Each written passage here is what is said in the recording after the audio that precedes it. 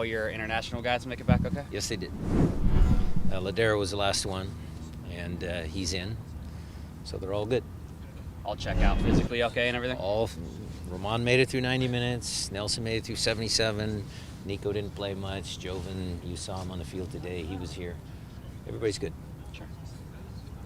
Again, any injury updates on especially Morris and Flacco? Yeah, they're going to do all. Yeah. I mean, they are working round the clock to try and get them back on the field. Is rejuvenated having everybody back? I know you've talked in the past about how Ramon and those guys tend to lift everybody's spirit. Yeah, the locker room was good, Matt. I want to say the locker room was good. Today, when you have to train, and there's no games, they were a little squirrely today. I think they're ready for the game to happen. So they're going to get a day off tomorrow, and hopefully that will settle them down, and then we'll finish the last 3 training days on a high and a good note. Do you think having Brad back at full health could kind of be an under-the-radar addition for you guys going into this next series, having him able to contribute when he kind of hasn't been able to physically lately? Maybe, but look, Pablo's a good coach. I'm sure he's scouted our team up, down, sideways, across, so I know he knows Brad, his attributes.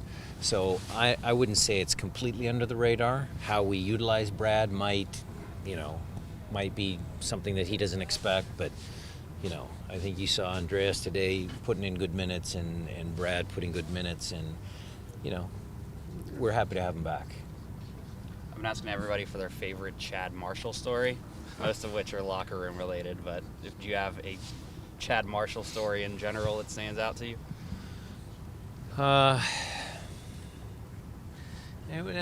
Not one that stands out. I couldn't pick one moment because there's been a lot of Chad moments. I mean, he's a good guy. He might seem quiet to you guys, but in the locker room, he does have a big personality. My interactions with Chad are always good. I mean, I started off working, kind of with the defenders a couple years ago when he arrived, and we had some moments where, we're showing film and maybe we didn't quite see eye to eye on things, but he is dedicated to his craft. He's a cerebral guy. He thinks about his defending and his play, and then you get him, he's a big teddy bear sometimes, and it's good. We like having him around. Sure, in a 3-time MLS Defender of the Year, it's hard to say that he's been underappreciated, but when it comes to the national team, he hasn't always maybe gotten that look. Why do you think that is? You would have to ask the coaches that overlooked him. I don't know. I mean, he could have, should have. I mean, I couldn't tell you.